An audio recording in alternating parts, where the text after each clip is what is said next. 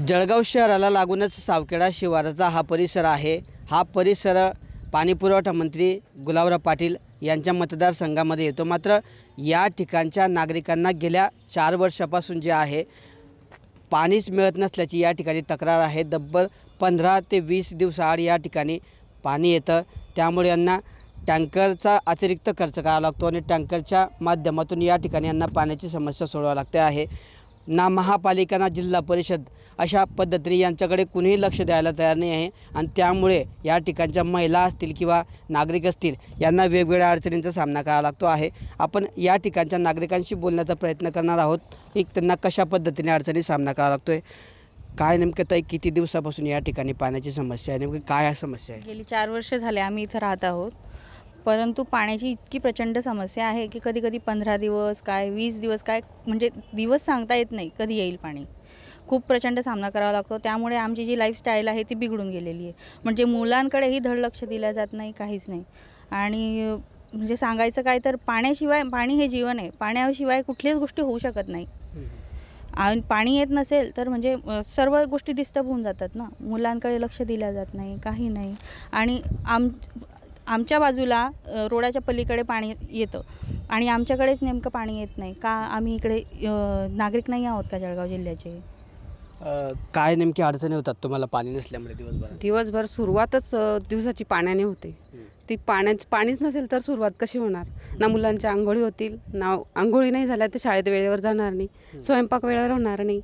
म्हणजे पुढचे एक सर्वच कामं ना, आता कपडे आले सर्वच त्यामध्ये आलं आहे, काहीच वेळेवर होत नाही। त्याच्यामुळे पूर्ण दिवस पाण्यामध्येच जातो आमचा। मुलांवर चिडचिड होते, घरात सर्व चिडचिड वातावरण कसं झालं आहे? आम्ही कशासाठी शांततेत आनंदाने इथे राहण्यासाठी आलो आहे, तर इथे पाण्याचा एवढा मोठा प्रश्न आहे की टँकर म्हणजे लागतं ना, 2 ते 3 टँकर लागतात महिन्याचे। मग हा खर्च वाढवायचा, मुलांकडे लक्ष द्यायचं, एक गृहिणी म्हणून काय काय करायचं? आधीच आम्हाला एवढंच असतात घरातले आणि अजून हा पाण्याचा प्रश्न आला, मग काय करायचं अशा वेळेला? आम्ही कोणाकडे दाद मागायची? समजा एखाद्या वेळेस टँकरने आलं किंवा दिवसभरात तुम्हाला किती टँकरचा अतिरिक्त खर्च वाढला आहे का? कमीत कमी आम्हाला 1500 महिना मोजावं लागते आता तरी। आणि उन्हाळ्यात तर विषयच नाही, उन्हाळ्यात तर प्रत्येकाला पाणी लागतं, पण पावसाळ्यात ही सिच्युएशन आहे, हे खूप वाईट वाटतं आम्हाला। ना घरका ना घाटका अशी परिस्थिती आहे, नगरपालिका दाद देत नाही, ना ग्रामपंचायत आम्हाला विचारत नाही। आम्ही विचारायला गेलो तर सोडू म्हणता, टायमिंग नसतो, वेळ नसतो। पाणी येणार आहे म्हणून आम्ही दिवसाला उठल्यापासून बाहेर विचार करतो, आज पाणी येणार आहे का, आज पाणी येणार का? त्याच विचारामध्ये आम्ही सकाळ आमची सुरुवात होते आणि मावळती त्याच विचारामध्ये की पाणी येणार आहे का, पाणी आहे का? पाणी नसतं। लहान मुलांना काय सांगणार? तुम्ही आंघोळ करू नका, हात लावू नका, पाणी धुवू नका। स्वच्छतेसाठी आपण सगळ्या गोष्टी करतो आणि पाणी नसेल तर स्वच्छता कुठून करायची, कशी करायची तुम्ही सांगा?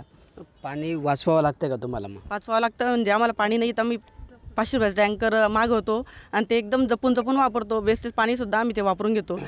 नगरपालिकेला पाणी देणं योग्यच वाटत नाही का? आम्ही प्रत्येक वेळा तीच विचार करतो, पाणी पाहिजे, पाणी पाहिजे। शासन पण लक्ष देत नाही आमच्याकडे। आम्ही कलेक्टर ऑफिसला जायचं का?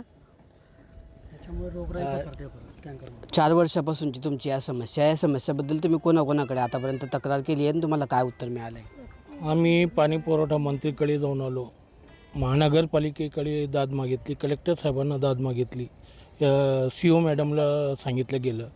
CO मॅडमनी सांगितलं की आम्ही पूर्ण NOC वगैरे दिलेली आहे, ही जबाबदारी महानगरपालिकेची आहे, परंतु वेळोवेळी पत्रव्यवहार करूनसुद्धा पाणी पुरवठा होत नाही।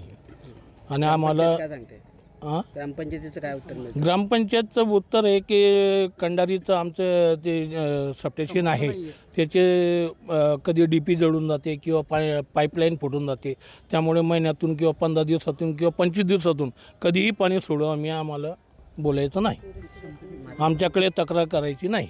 आता बऱ्याच दिवसांपासूनची समस्या आहे, तुम्ही या समस्येला सामोरे जात आहे, जर समस्याने सुटली तर काय पुढचा पवित्रा असेल तुमचं?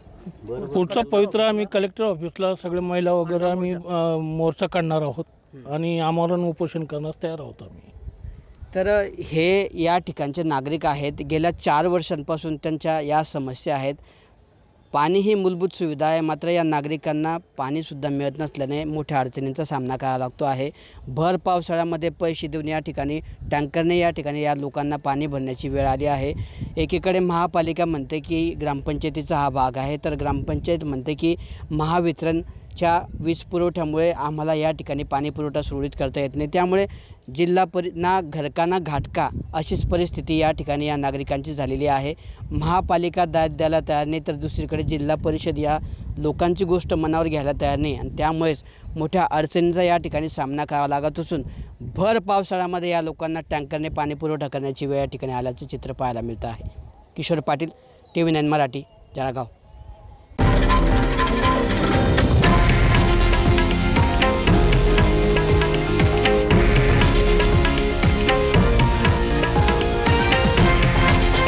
हे आहे देशातील नंबर 1 न्यूज नेटवर्क आणि आपण पाहत आहात TV9 मराठी, एकमेव।